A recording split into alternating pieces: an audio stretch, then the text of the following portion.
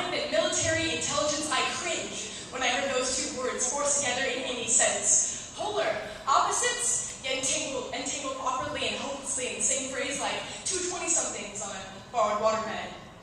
American culture. Is that actually supposed to mean something other than McDonald's, People magazine, and fat diets, that is? Culture implies a sense of pride, and being American means we have no pride, categorically worshiping the media, using paparazzi photographs and our own insecurities to paint ourselves a picture of what we could look like if only we didn't eat for 3 weeks. Yes, we have no pride, as demonstrated by our utter devotion to television, only paying attention to the fictional and fake lives of pop stars, teen icons, and Disney Channel idols. The people are proud too much. It makes me feel the need to ask you, how much time do you spend singing Britney in the shower? Gimme more, gimme more, gimme more. After all, it's what we founded our nation on, getting more and getting more than we give. We stole this land from the Native Americans, like state after state from the Mexicans, bought a sizable chunk from Napoleon, legally for once, but still. We think everything is ours for the taking, ours for the tainting. We ruin everything we lay our hands on, and if you want some proof, look at the land you stand upon, and then think about how we got this nation on track. It was by placing foreign cultures under attack, bad-mouthing, backstabbing, getting even, attacking smack, enslaving friends and equals just because they were black. Also, white American people go, get back in, relax. Sad that this nation was built on exploitation, oppressing fellow human beings so the upper class could sit on its pompous ass and call for this and order that. Well, I'm not part of that upper class, and I barely have enough to buy this and buy that, and not only that, but I own too much to call myself very environmentally aware, but who cares? For being green is only another trend that will soon be given up by Americans when it becomes too hard to sustain or when it ceases to gain from it. You call this crap culture? I sure as hell don't. But are you still unconvinced? Then take a look at the youth of America, whose music is characterized by cuss words, kissing girls, far-fetched fantasies, a lack of class, and can't you see that we're focusing on showing disrespect and having sex while using, boozing, and losing, choosing, exchange ideals and brains for being phony and fake?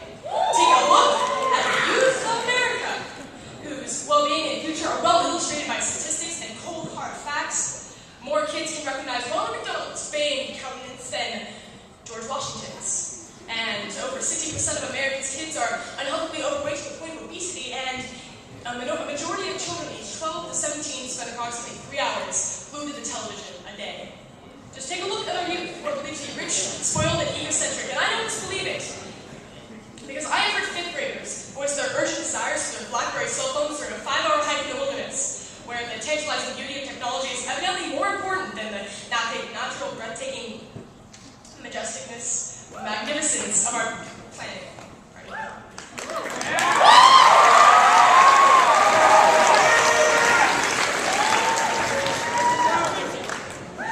And I've listened to teenage girls brag about squandering their money on 3 pairs of phlegm-colored Ugg boots, evidently not realizing that they are called Uggs for a reason, because no one can spell ugly right anymore. And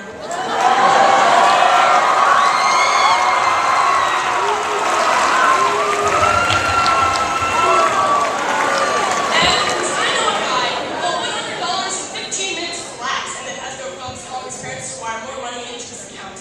Yes, I have no problem trusting these American stereotypes, and sure, it might be disgusting, but have no fear. For this consumer nation is no aberration in the scheme of things, because our product lust has led the rest of the world to believe that it doesn't have enough. Humans suck, but Americans are harder, better, faster, and stronger, if you know what I mean. They suck up, big dead, topped up, and you guessed it, but maybe we'd be less mucked up if we had an actual culture, perhaps less apathetic general populace, and a country whose morals and reputation we can be proud of. I'm sick of the word American being an insult coated in condescension, because believe it or not, this country had ideals at some point, and it would sure be great to revive them.